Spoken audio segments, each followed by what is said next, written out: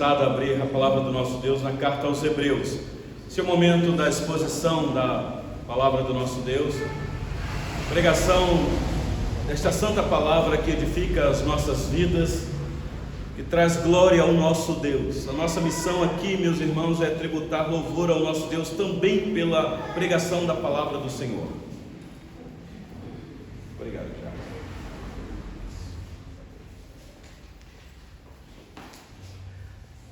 Carta aos Hebreus, apenas 3 versículos, versículos 1 a 3. Todos acharam? Necessário você ter uma Bíblia na sua mão, mesmo que seja eletrônica, para você acompanhar a leitura do texto e depois mantê-la ligada aí ou aberta para você acompanhar a exposição do texto. Diz assim a palavra do nosso Deus: portanto, também nós, visto que temos a rodear-nos tão grande nuvem de testemunhas, desembaraçando-nos de todo o peso e do pecado que tenazmente nos assedia, corramos com perseverança a carreira que nos está proposta, olhando firmemente para o autor e consumador da fé, Jesus, o qual, em troca da alegria que lhe estava proposta, suportou a cruz, não fazendo caso da ignomínia, e está assentado à destra do trono de Deus. Considerai, pois, atentamente aquele que suportou tamanha oposição dos pecadores contra si mesmo, para que não vos fatigueis, desmaiando em vossa alma. Até aqui a leitura da palavra do nosso Deus. Meus irmãos, nós estamos numa maratona com vocês aqui da exposição desta carta, uma carta que tem trazido para a vida dessa igreja tanta edificação. Quantas instruções nós já recebemos aqui de mensagens desta carta, instruções de crescimento, instruções de encorajamento, instruções de você acreditar mesmo em Deus, mesmo sem ver nada, porque esse Deus existe e Ele abençoa os que confiam nele, nos chama para ter uma fé em Deus invisível, mas uma fé que é real, para você confiar em Deus, que um milagre pode acontecer a qualquer hora, não duvidar, porque esse Deus é o Todo-Poderoso. Temos aprendido muitas coisas, e o objetivo da carta, meus irmãos, é consolar o povo. Quando o autor escreve a carta aos Hebreus, escreveu com essa intenção de encorajar um grupo de irmãos que estavam enfrentando muitas dificuldades na vida. O primeiro século, quando a carta foi escrita, os cristãos não tinham liberdades para cultuar. Apesar de eles poderem se reunir em família, mas eles não podiam reunir publicamente como nós estamos aqui. Era um risco muito grande, havia perseguição severa. Então, não eram poucos de famílias que haviam se convertido à fé em Jesus Cristo, que estavam desanimando, que estavam desmaiando por causa do alarde que havia, da dificuldade de continuar a adorar a Deus, de servir esse Deus que é todo-poderoso. Muita confusão na mente. Se Ele é o Todo-Poderoso, por que é que nós estamos passando por essas grandes dificuldades? Então o autor escreve a carta para dizer para esses irmãos: apesar das aflições, continuem, não desistam, porque este mundo é um mundo de aflição mesmo, e as aflições é para confirmar no nosso coração essa fé que Deus nos deu. Não largue, porque se vocês largarem, não tem outro caminho de salvação. Os irmãos têm percebido conosco aqui. Terminamos, meus irmãos, o capítulo 11. O capítulo 11 é aquele momento que o autor usa nesta carta para encorajar os irmãos, mostrando que houveram irmãos no passado do Antigo Testamento que também viveram na mesma fé e que enfrentaram as mesmas dificuldades, ou talvez até piores. E ele começa aqui dizendo que a fé que um dos primeiros crentes que a Bíblia registra foi uma fé sangrenta, e ele registra a fé de Abel, irmão de Caim, filho de Adão e Eva. Já passamos por aqui. Ele morre porque ele creu neste Deus que os leitores dessa carta que o autor escreve estavam crendo, e o mesmo Deus que nós aqui nesta noite estamos também crendo. Mas ele foi vitorioso, apesar de ter sido morto por causa da sua fé, pela inveja do irmão. Ele apresenta a fé de um homem que agradou tanto a Deus, que acreditou tanto em Deus, que o Senhor Deus tomou para si, que foi Enoque. E o autor faz uma aplicação da fé de Enoque, dizendo assim: é impossível agradar a Deus se você não tiver fé, porque sem fé é impossível agradar a Deus. Então ele apresenta a vida de Enoque, que viveu numa sociedade também toda atrapalhada. Ele apresenta a fé de Noé. Meus irmãos, para mim o drama de Noé, eu tenho repetido aqui várias vezes com vocês. Esses irmãos estavam enfrentando dificuldades, mas ainda tinha outras famílias que estavam junto com ele, como nós aqui, às vezes enfrentamos algumas dificuldades, mas temos outras famílias que também enfrentam dificuldade, que a gente se associa e um anima o outro. Mas pensa Noé, só a família dele, enfrentando a dificuldade do mundo inteiro da época, ninguém dando crédito à mensagem de Noé. E o autor aos Hebreus apresenta Noé como um herói de fé, que somente ele e a família foram salvos, porque permaneceram firmes nessa fé. E ele começa a apresentar vários heróis da fé, meus irmãos. Apresentou Abraão, apresentou aqui Isaac, Jacó, José, Moisés, e depois no finalzinho ele apresenta uma galeria de heróis da fé, que ele não tem nem tempo de tecer comentário deles. Ele dá uma lista aqui muito sucinta, e ele vai apresentar para a gente homens e mulheres que pela mesma fé morreram, sangraram. Ele dá um exemplo aqui de alguém que foi morto, cerrado ao meio, mas que viveram por essa fé. Então o autor apresenta essas atitudes de crentes do passado que tiveram fé, para encorajar irmãos que estavam sofrendo, que estavam tendo a sua fé abalada. Meus irmãos, hoje a tentação, a aflição para nós é diferente desses irmãos aqui, porque hoje nós temos liberdade. Estamos à noite desse dia, neste local, amparados por lei. Temos até a polícia nos escoltando aqui nesta noite. Olha que privilégio. Mas as aflições que nós enfrentamos são outras. Não são poucos os crentes dos nossos dias que são tentados a abandonar a fé, a sedução do mundo, os encantos, o materialismo, o amor ao dinheiro, o amor ao corpo. São muitos que desistem da fé e vão embora.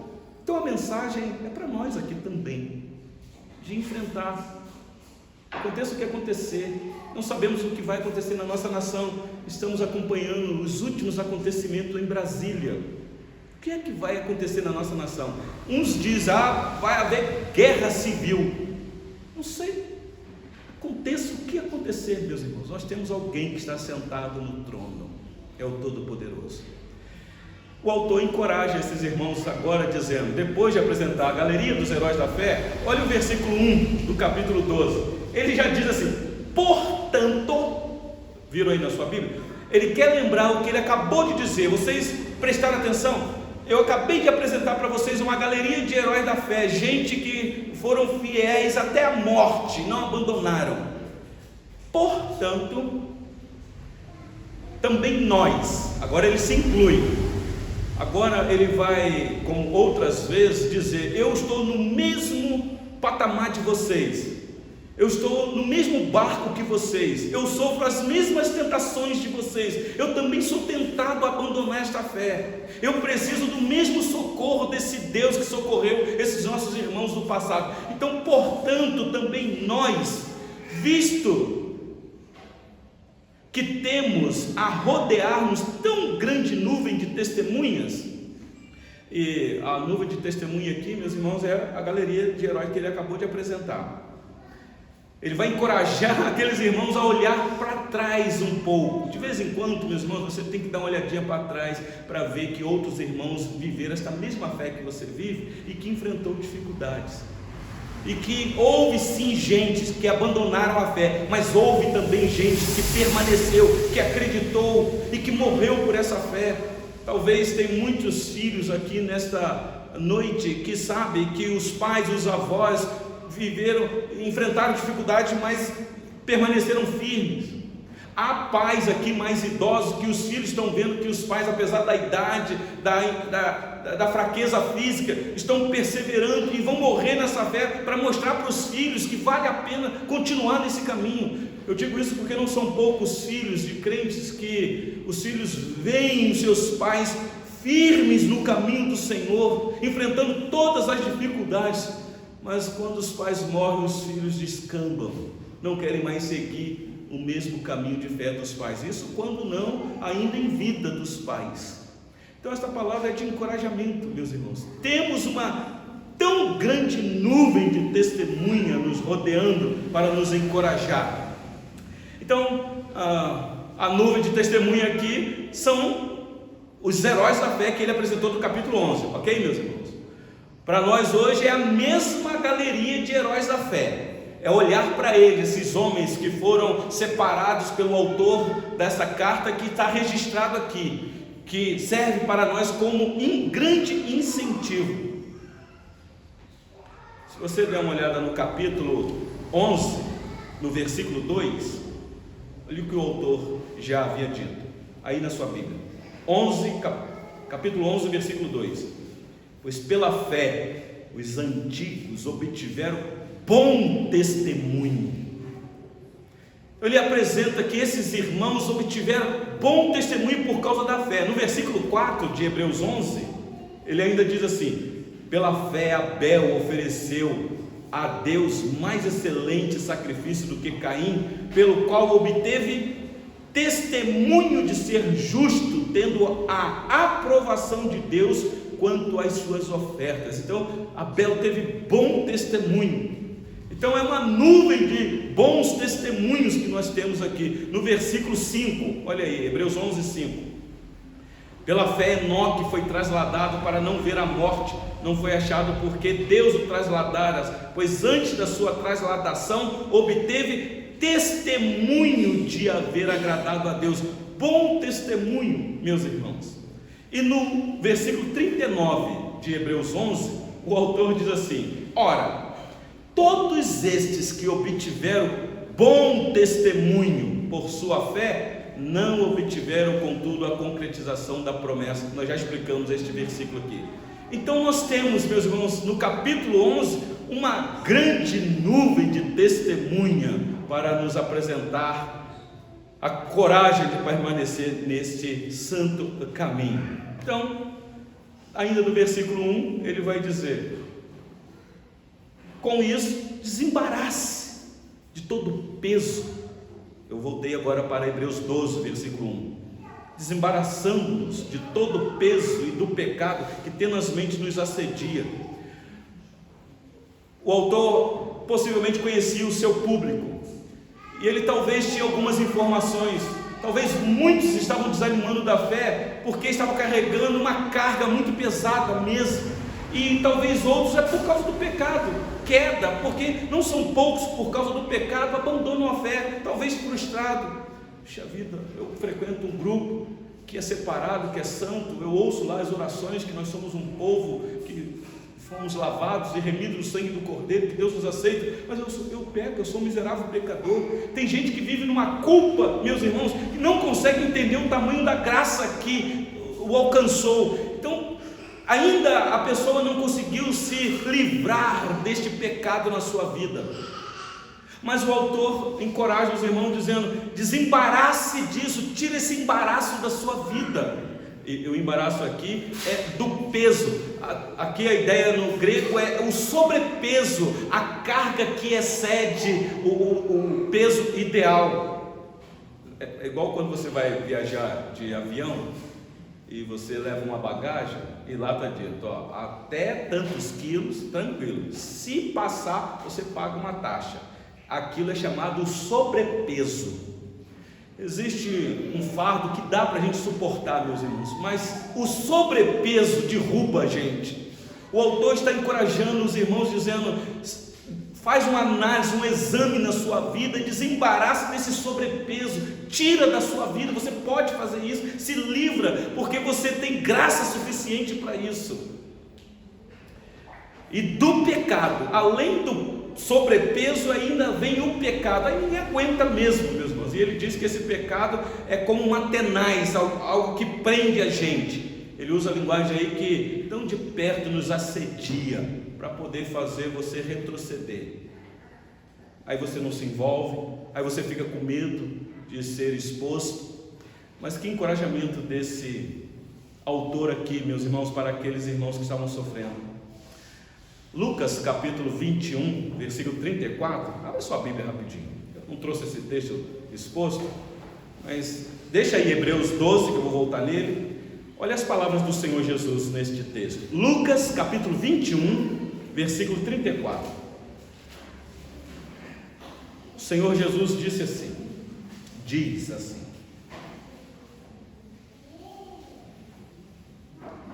Lucas 21, 34.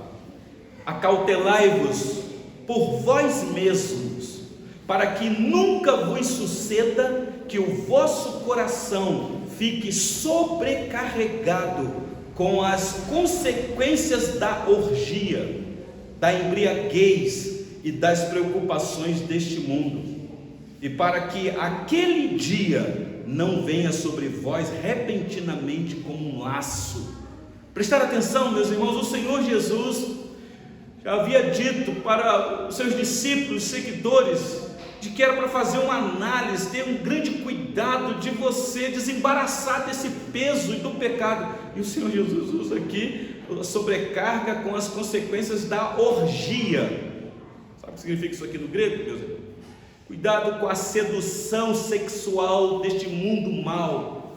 E olha que esta palavra foi dita lá no início, quando não havia nem internet, não havia sites liberados na tela de celular de quem quer que seja. Olha o perigo, meus irmãos, que todos nós hoje corremos com tanta informação que nós temos. Cuidado, porque isso pode ser um embaraço na sua vida. Eu digo isso com um pesar no coração, porque nós já estamos vivendo numa época, meus irmãos, que as pessoas, eu estou dizendo aqui de vocês, eu não os conheço intimamente, mas já foi feita uma pesquisa aí que não são poucos crentes que já estão enredados no vício da pornografia, que não conseguem mais desembaraçar desse peso e desse pecado, e que isso derruba muitos, meus irmãos. O Senhor Jesus dizendo: tome cuidado com isso. E da embriaguez, o vício do álcool. O álcool controla todos nós, meus irmãos. O álcool domina a nossa vida. Por menor que seja a gota de álcool na sua boca, vai te controlar. Por isso é que nós temos uma lei na nossa nação que tem que ser assim mesmo, uma lei severa, a lei seca, que pega mesmo quem dirige e bebeu, porque é um perigo, meus irmãos, é um embaraço na vida da pessoa.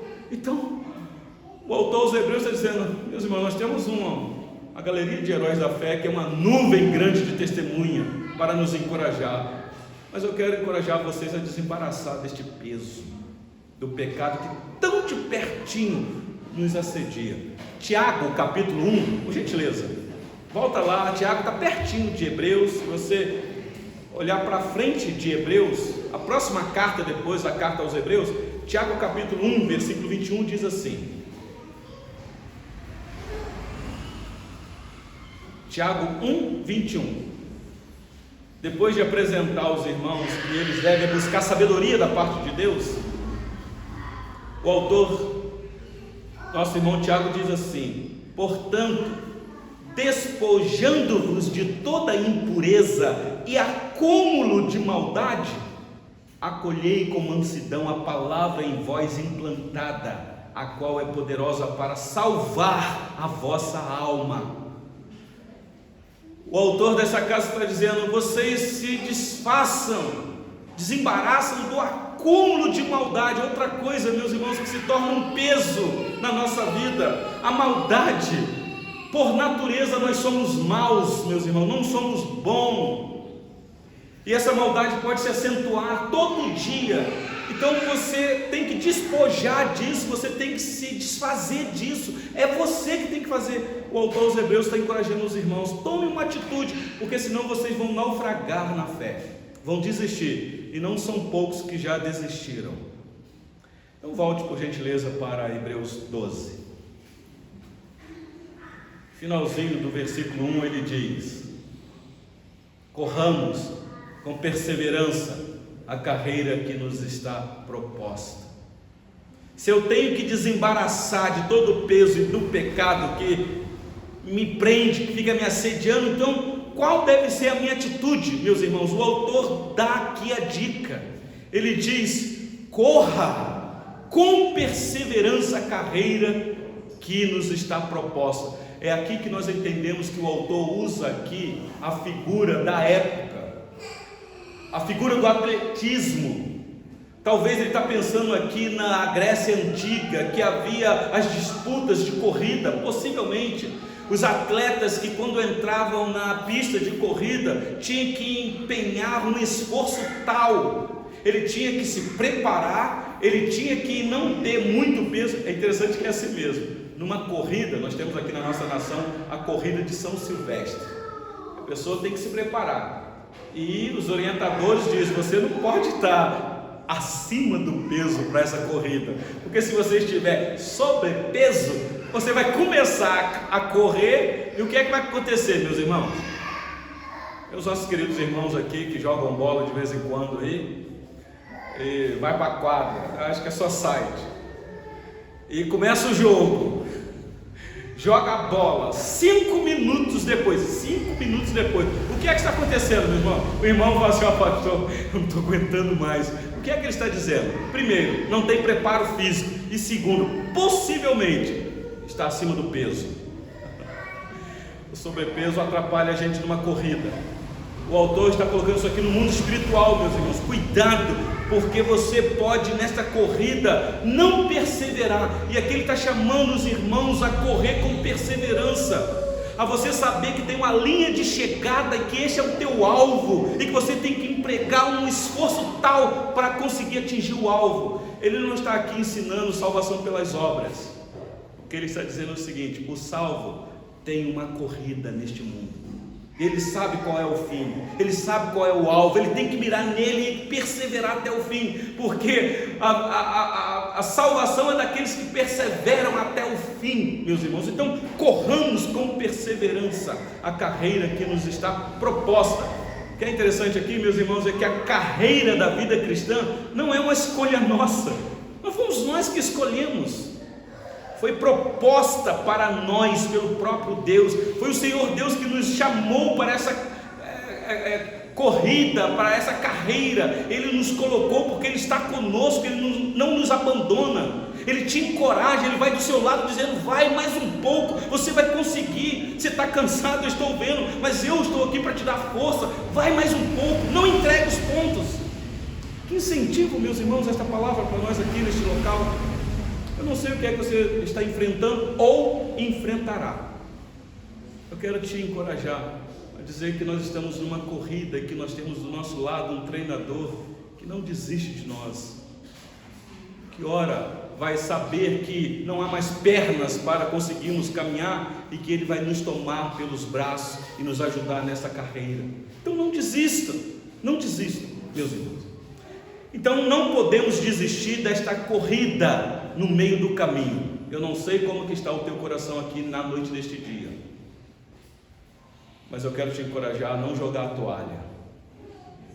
Há quem diga que nós iremos enfrentar uma terrível crise econômica na nossa nação. Não sei, eu não sou pessimista, eu sou otimista, mas se vier, não jogue a toalha. Creia naquele que é o Deus da providência. Se você perdeu o teu emprego, não ande ansioso quanto ao que comer, quanto ao que beber, quanto ao que vestir, porque nós temos um Deus que sustenta as aves do céu, os lírios do campo, e nós valemos muito mais do que tudo isso, meus irmãos. Então confie neste Deus. Então agora, para quem nós devemos olhar, meus irmãos, nesta corrida, nesta carreira? E é a conclusão do nosso sermão. Olha comigo aí os versículos 2 e 3 de Hebreus 12. Hebreus 12, versículo 2 e 3. Versículo 2 diz assim: olhando firmemente para o autor e consumador da fé, Jesus. Que coisa maravilhosa aqui, meus irmãos, parece tão óbvio para nós. Para quem nós devemos olhar? Óbvio, para o Senhor Jesus. Por que ele apresenta o Senhor Jesus aqui? Ele acabou de dizer, nós devemos olhar para a galeria dos heróis da fé, esta tão grande nuvem de testemunho que está a nos rodear. Não tire os olhos deles, porque eles são exemplos de fé. Mas ele está dizendo, existe uma carreira que você tem que estar com foco bem mais específico, e é esse, como apresentando aqui, o último, o maior, o excelente herói da fé, Jesus. Esse que veio neste mundo e enfrentou terríveis consequências no seu corpo santo. Meus irmãos, devemos olhar para o maior e melhor de todos os heróis, o Senhor Jesus, porque Ele é vencedor. Você pode olhar para os heróis da fé do capítulo 11 e dizer, esses homens perderam. Aliás, o autor diz que esses homens não eram dignos nem desta terra, homens que não foram considerados dignos, talvez perderam. Mas o Senhor Jesus, quando eles pensaram que tinham matado o autor da vida, ao terceiro dia, meus irmãos, uma bomba explode em Jerusalém, uma notícia bombástica: o túmulo está vazio, a pedra foi removida, ele não está lá, ele ressuscitou. Meus irmãos, que estímulo para a nossa fé. Hebreus capítulo 1, versículo 3, o autor já havia dito assim, Hebreus 1, 3,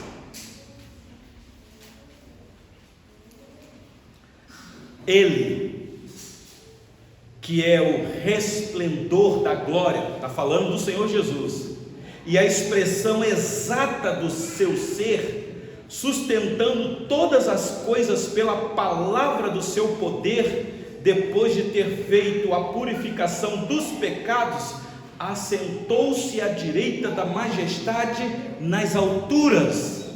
Foi exatamente isso que aconteceu depois da ressurreição, meus irmãos. Aqueles dias que o Senhor Jesus passou na terra, Ele subiu aos olhos dos discípulos e entrou na glória celestial e assentou à direita da majestade. Se você me perguntar aqui nesta noite, pastor, onde o Senhor Jesus está neste exato momento? Ele subiu aos céus, está sentado à direita de Deus Pai. Hoje nós não estamos órfãos, porque Ele enviou o Espírito Santo, Consolador, aos nossos corações, meus irmãos.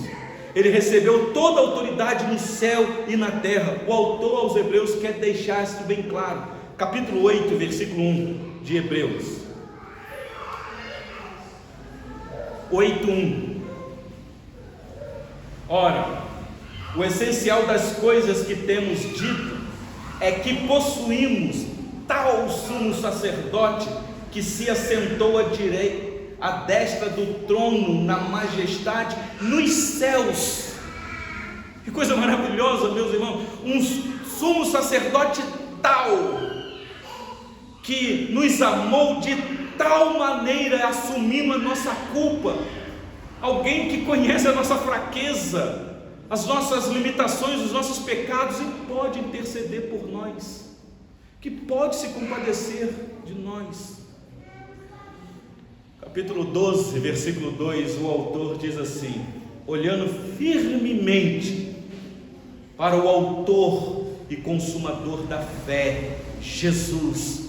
Meus irmãos, o Senhor Jesus é o autor e consumador da fé, não só uma fé subjetiva, mas uma fé salvadora, porque Hebreus 2:10 diz que Ele é o autor da nossa salvação. Que bênção, meus irmãos, sabemos disso.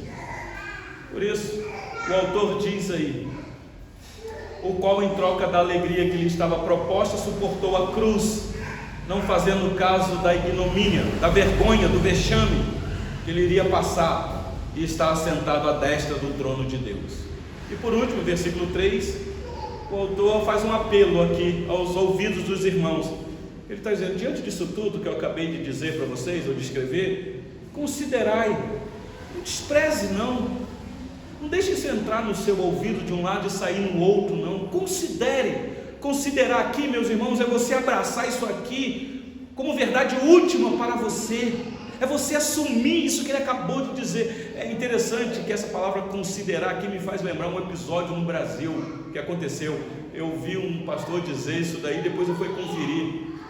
Você sabe que a pessoa gosta de fazer a fezinha na Mega Sena, para tentar melhorar de vida financeira, né? Pensando que vai melhorar. O dinheiro nem sempre, meus irmãos, vai fazer a sua vida melhorar. Às vezes é um problema. Então são poucos que ganham um grande dinheiro aí nesse jogo e depois perdem a vida por causa desse mesmo dinheiro. Então era melhor nem ter ganho.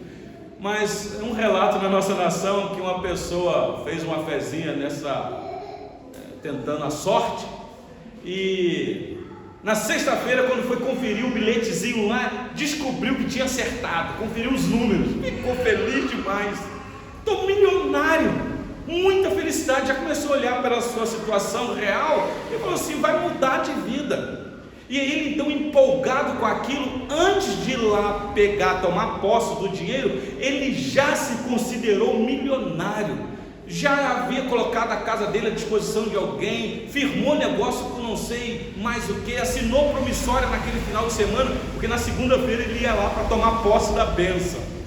Se comprometeu demais, porque na visão dele tinha ganhado muito dinheiro. Então, antes de ter o dinheiro na mão, ele já se considerou um milionário. Para surpresa dele e infelicidade, quando ele chegou lá, ele viu que mais algumas pessoas também tinham acertado o bilhete. Quando ele foi ver o valor que ia chegar para ele, era um valor bem inferior, que o decepcionou, que não chegava nem perto daquilo que ele havia se comprometido no final de semana. Quantas frustrações! Mas aquilo mostra, meus irmãos, o que o autor está dizendo. O autor está dizendo o seguinte: se considere. Você ainda não está vendo nada, mas considerai, pois, atentamente aquele que suportou tamanha oposição dos pecadores contra si mesmo, para que não vos fatigueis. Eu não vejo Jesus, você não vê Jesus, mas nós sabemos, meus irmãos, que pela fé Ele é real, Ele existiu, Ele é uma pessoa amada das nações. Então considere, para que você, pelas aflições, não venha desanimando. E é interessante que ele colocou aqui: desanimando em vossa alma. Sabe o que ele está querendo dizer? Cuidado, porque você pode naufragar espiritualmente. O que está por detrás aqui é o perigo da apostasia, é de você ter abraçado a fé, e num dado momento você virar as costas para essa fé e ir embora. Você abraçou essa salvação, talvez foi até recebido na comunhão da igreja por batismo, fez parte do movimento da igreja, mas depois foi embora, não quer mais, desmaiou na alma, não quer mais. Cuidado mesmo, é um alerta para todos nós aqui.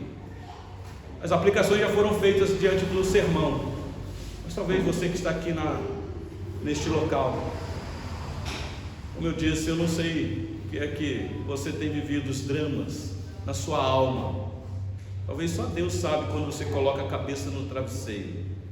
Só Deus consegue enxergar os dramas, a dúvida que você tem, a dificuldade da clareza das coisas de Deus, porque às vezes, meus irmãos, é assim mesmo. Tem muita coisa de Deus que eu não entendo, eu não consigo nem explicar, e o drama vem, e os questionamentos: por quê? Por quê? Por quê? Eu não sei. E eu não vou ter respostas todas, mas uma coisa eu sei: eu sou chamado a perseverar até o fim. Até o fim. Então que Deus em Cristo nos abençoe, meus irmãos, neste novo ano que já se iniciou, primeiro culto do ano de 2023. Seja o que vier, meus irmãos, enfrentaremos, porque temos alguém do nosso lado, o autor e consumador da nossa fé, Jesus. Vamos orar, meus irmãos.